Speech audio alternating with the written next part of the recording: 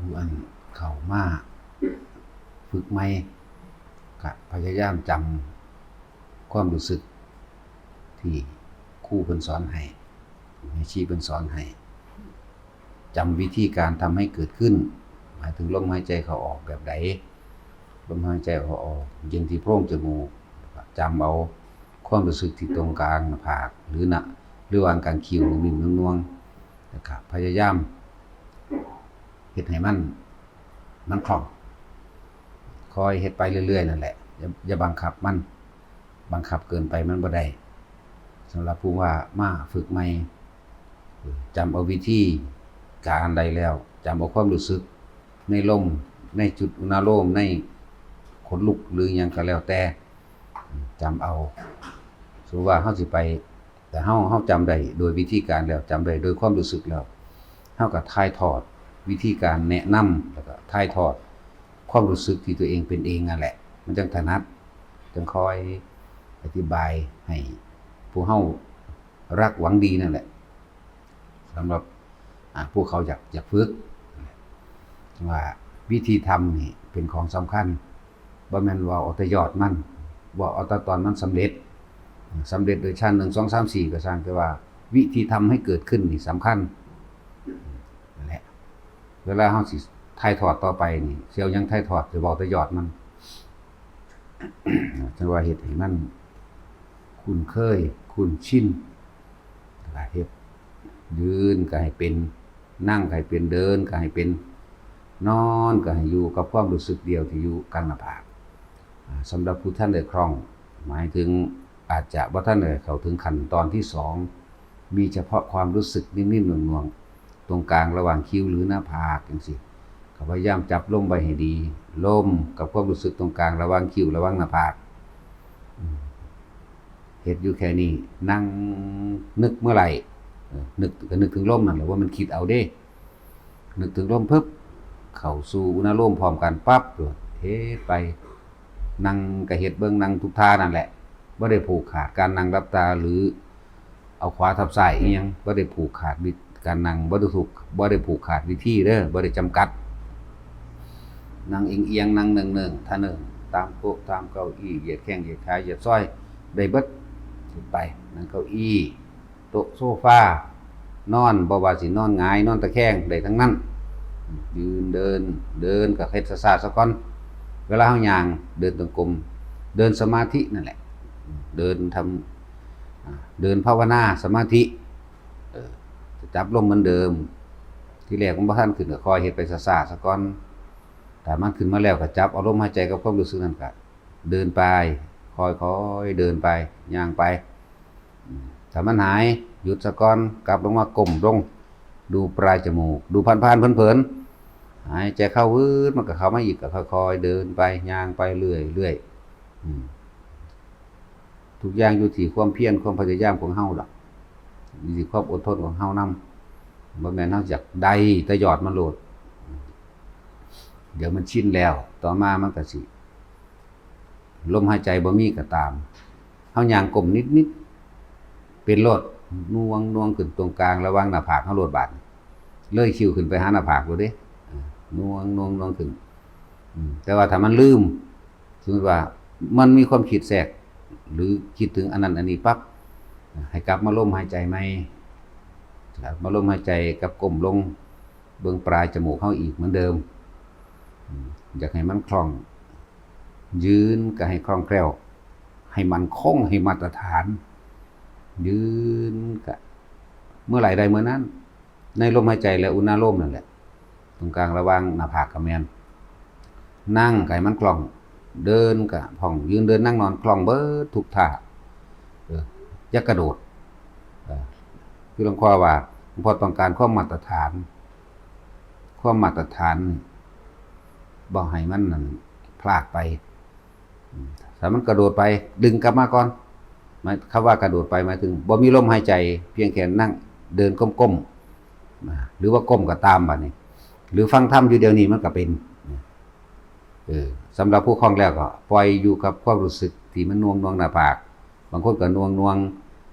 อยู่ที่ตรงกลางหัวอยู่นังศีรษะนั่นแหละ หรือหนังศีรษะของเขาเองเป็นนิ่มๆเป็นนุ่งๆบางทีมันก็เคลื่อนนุบนับไปตามหนังหัวเขาเองนั่นแหละสำหรับผู้เป็นแล้วสำหรับผู้ท่านไม่เป็นก็พยายามล่มกับอุณาโลมนั่นเองล่มเฮ็ดไปคันวิธีทำนี่เริ่มต้นแรกเขาใส่ศัพท์เฉพาะว่าอุณาโลมตรงกลางระหว่างคิ้วต่อมาก็บ่แม่นว่านุ่งๆบนหน้าผากทั้งเบิดกว้างๆหรือบนหัวสิเอิ้นว่าอุณาโลมก็บ่ถูกเด้อให้เอิ้นว่าความรู้สึกตัวให้เรียกว่าความรู้สึกตัวตรงกลางหน้าผากมันสิออกกว้างๆถ้าอยู่ตรงกลางคิ้วเฮาสิเป็นจุดๆเนาะมันสิเป็นจุดแต่ว่าถ้าขึ้นไปสู่หน้าผากแล้วมันจะออกกว้างๆขึ้นต่อมามันขึ้นไปบนหัวนั่นก็กว้างขึ้นบางคนก็เต็มหัวเลยเดี๋ยวจังสิคอยหมุนไปหมุนมาเลื่อนไปเลื่อนมาในความรู้สึกเหมือนเอามือเศร้าหัวเฮาเองนั่นแหละวันนี้ให้เอิ้นว่าความรู้สึกตัวจิตหนึ่งตั้งอยู่ในความรู้สึกที่เป็นหนึ่งเป็นเอกคตาจิตเอกคตาลมเอาว่ารู้สึกตัวที่เป็นหนึ่งที่อยู่ในกายความรู้สึกตัวตั้งมั่นเป็นหนึ่งอยู่ในกายก็ว่าในกายเนี่ยเฮาก็เลยเน้นตรงที่ว่าบนหน้าผากมั่งกระดานหน้าผากมั่งหัวมั่งหนังศีรษะต่อมาผู้สำหรับให้เข้าใจว่าแต่นี่เฮาสิเป็นแค่เป็นผู้มีสติรู้อยู่ว่าเกิดความรู้สึกอยู่ตรงกลางระหว่างคิ้วมั่งเป็นความรู้สึกที่ตรงกลางหน้าผากมั่งบนหนังศีรษะมั่งจนถึงว่าบางคนมันเกิดซึมลงตรงกลางสมองกลางหัวกะโหลกเข้าเลยล่ะเป็นลักษณะเดียวกันนั่นแหละครับเป็นนวงเป็นอยู่ในกลางหน้าผากหรือเศร้าๆแบบเอามือเศร้าหัวหนังศีรษะเฮาเป็นแบบเดียวกันถึงมันจะเป็นอยู่ในกลางสมองก็เป็นแบบเดียวกันเป็นนิ่มๆอยู่ในกลางสมองนั่นแหละนิ่มๆนุ่มๆเบาๆสบายๆนั่นแหละคำว่าอุณาโลมแปลว่าตรงกลางระหว่างคิ้วก็เปลี่ยนศัพท์ว่าบัดนี้ความรู้สึกตัวเอาเป็นรู้สึกตัวตรงกลางหน้าผากบนหัวในกลางสมองมันนี่ให้ใส่ศัพท์ให้มันถูกบัดนี้คำว่าอุณาโลมมันแปลว่าการคิ้วเป็นวิธีทำให้เกิดขึ้นเฮาตั้งตรงนั้นมาเป็นวิธีซื่อๆต่อมาแม้ว่ามันจะเกิดตรงกลางระหว่างท่ามกลางอกมันบ่อยู่ข้างนอกเลยท่ามกลางอกมันสิอยู่ในซี่โครงเฮาข้างในซี่โครงอกนะอยู่ในโครงอกอยู่ในโพรงของอกนะหน้าอกเฮาน่ะก็เป็นแบบเดียวกันกับหนังศีรษะนั่นแหละเป็นแบบเดียวกันนั่นแหละก็เป็นชั้นที่หนึ่งลมหายใจกับอุณาโลมหรือลมหายใจกับนุ่งๆบนหนังศีรษะก็เอื้อนว่า1เหมือนเดิมหน้าผากก็เหมือนเดิมนี่แต่ว่าถ้า2แล้วเฉพาะมีเฉพาะความรู้สึกเฮาบ่ได้จับลมเฮาบ่ได้คิดถึงลมหายใจเลยมันขัน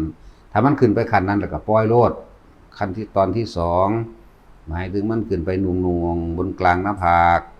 นุ่งๆบนกลางหัวนุ่งๆโดยกลางกะโหลกศีรษะหรือจะนุ่งๆบนหน้าอกหลวงพ่อเน้นย้ำอยู่แค่1กับ2เท่านั้นแหละห้องสิคอยเห็นเองดอก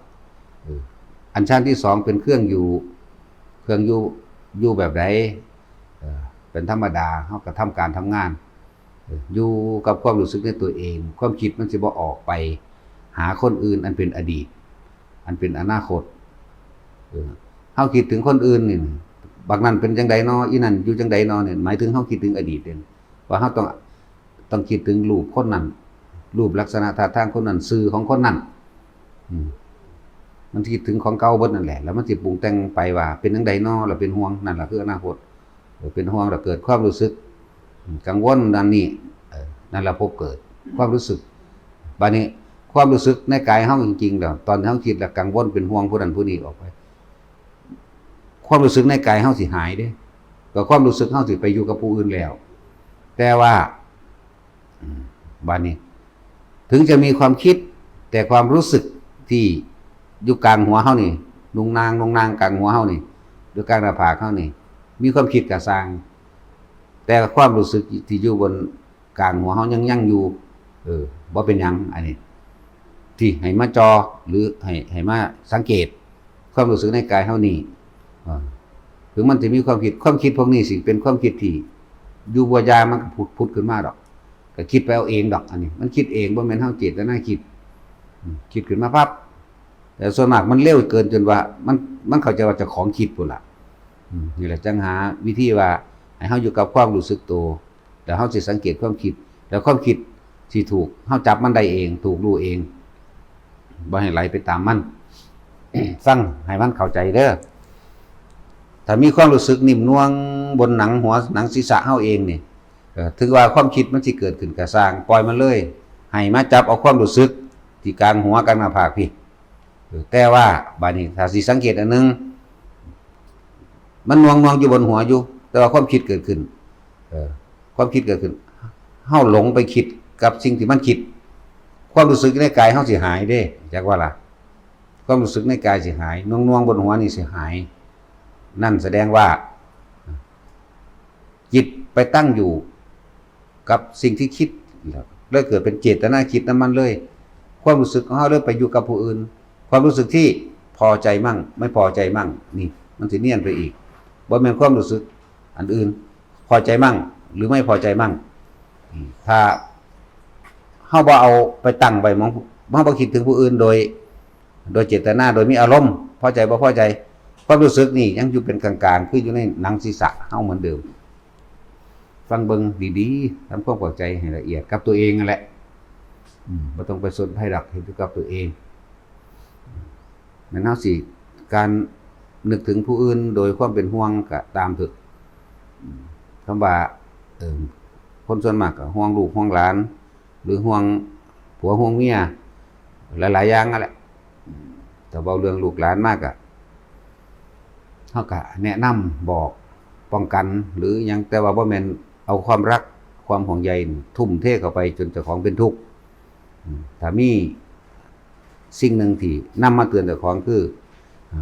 บ่แม่นเฮาปล่อยปละละเลยจากบุคคลอันเป็นที่รักคนที่ห่วงใยแต่ว่าเฮาก็ต้องเข้าใจว่าสัตว์โลกเป็นไปตามกรรมถ้าเขาไม่ทำตามเราก็ไม่อาจสามารถทำอะไรกับเขาได้เขาจำเป็นไปตามกรรมที่เขากระทำกรรมคือความคิดของเขาอันก็เกิดอารมณ์ความรู้สึกของเขาเอง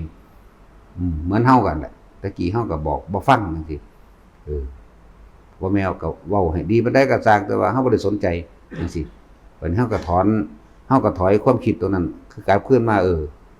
นั้นเฮาสิรักจะห่วงเพียงใดก็ช่างสุดท้ายก็ต้องตายจากกันบ่มีอีหยังที่เฮาสามารถบังคับได้เลยแม้กระทั่งกายตัวเองนั่นแหละให้เข้าใจเอา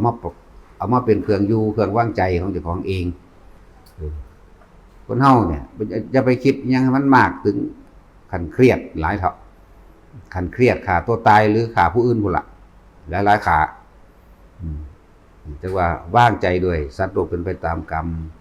สุดท้ายแล้วบ่มีหยังจีรังยังยืนเฮาบ่จากกันตัวนี้มันก็จากกันตอนใหม่คือสุดท้ายเราตายจากกันเป็นยังมีโอกาสพอได้เห็นแต่ว่าจากกันตายบ่มีโอกาสได้เห็นกันอีกแล้วเนี่ย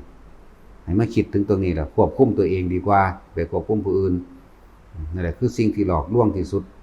ความรักความอะไรทำให้สัตว์ทั้งหลายเกิดตายมากที่สุดความรักความอะไรทำให้สัตว์ทั้งหลายเป็นทุกข์มากที่สุดหลายๆอย่างในความรักความอะไรบ่สิอาลัยอาวรณ์กับสัตว์เลี้ยงบางคนเลี้ยงหมาเลี้ยงแมวบ่ให้ห้องนำไปธรรมดาเด้แต่ตายตอนนั้นลงนรกเลยให้น้ำข้นก็คือกันให้น้ำหมูน้ำหมาน้ำงัวน้ำควายให้น้ำสัตว์เลี้ยงลงนรกเลยคือกันให้น้ำเสียใจขมขื่นคิดภาพจินตนาการมันเด้คนก็คือกันคิดภาพจินตนาการไปเสียใจซื่ออื่นระวังนรกขนาดนั้นเด้บ่ธรรมดาเด้มันถูกหลอกนั่นแหละเพราะว่าเฮาบ่รู้เพราะความไม่รู้เนี่ยคำว่าบ่รู้เฮาจึงคิดหวังดีนั่นแหละว่าปุญญาภิสังขารเพราะความไม่รู้เกิดความหักความหวังดีก็จริงหักอยู่แต่ว่านั่นเป็นตัณหาของตนเป็นตัณหาเป็นความอยากของตัวเองเป็นความยึดของตัวเองพอได้เลี้ยงลูกก็อยากให้เป็นเจ้าเป็นนายนะแต่ว่าเราไม่รู้เด้เรากำลังคิดปรุงแต่งให้เขาแบบนั้นบังคับเขามั่งปลอบประโลมเขามั่งหาเงินหาทองอย่างพยายามส่งเสริมสนับสนุนมั่ง โดยความหวังดีนั่นแหละคำว่าปุญญาภิสังขารคิดไปในเรื่องดีๆนั่นแหละแต่ว่ากังวลกังวลแต่คำว่าเพราะความไม่รู้น่ะเป็นจังซี่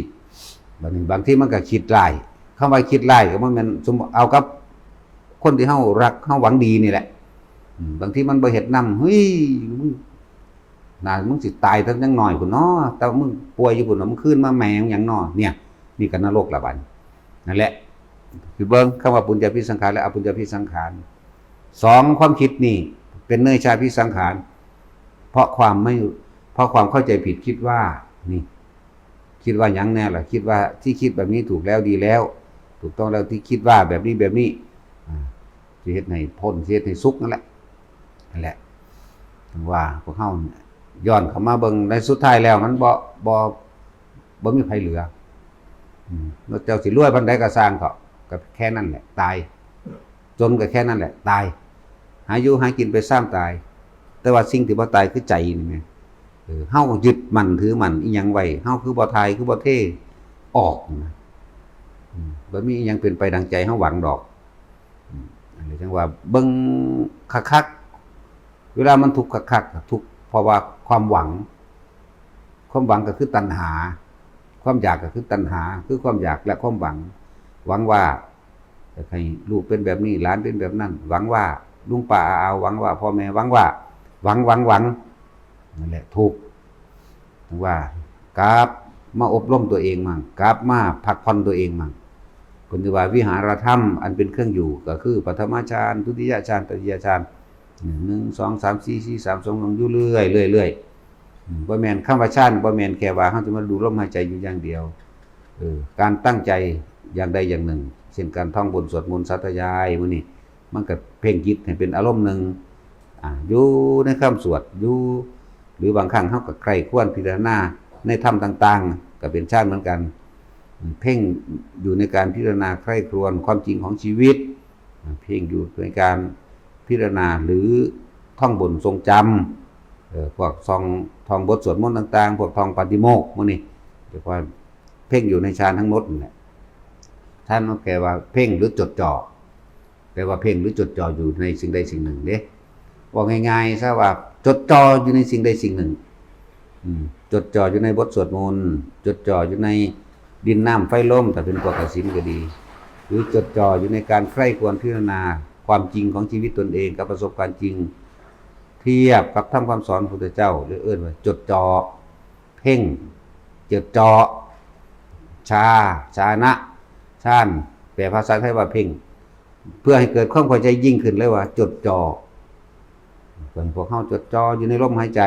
จดจ่อในความรู้สึกที่ลมหายใจมันเกิดขึ้นจดจ่อในความรู้สึกในกายของตัวเองที่เกิดขึ้นระหว่างกลางคิ้วกลางหน้าผากนี่แหละทุกคนทำความเข้าใจกับตัวเองเรื่องว่าสุดท้ายแล้วเฮาต้องตายจากกันแน่นอนความตายนี่ไม่ได้เลือกคนหนุ่มหรือคนแก่แต่ที่แน่ๆตายทั้งนั้นน่ะบ่ได้เลือกว่าเกิดก่อนหรือเกิดหลังเด้อนั่นแหละถ้าเขาสำนึกสำเนียกเขาว่าตัวนี้ก็หาเครื่องพักใจเฮามั่งถือหน้าถึงความจริงมั่งทุกที่เฮามีอยู่ทุกที่เฮาความครวญอยู่นี่เพราะหยังเพราะอยากหยังจะเป็นไปดังใจบ่เนี่ยจังว่าหาวิธีดับทุกข์ให้ตนเองนะบ่มีสิ่งเหล่านี้บ่มีไผเฮ็ดให้ไผได้เด้มันบ่ได้คือบ่มีข้าวบ่มีน้ำเด้บ่มีข้าวน้ำยังขอกันอยู่กันกินได้ไปลักเอาก็ได้ขอก็ได้ปนกี้เอาก็ได้แต่ว่าความสงบไม่มีใครทำให้ใครได้เลยนอกจากตนเองเด้อขอ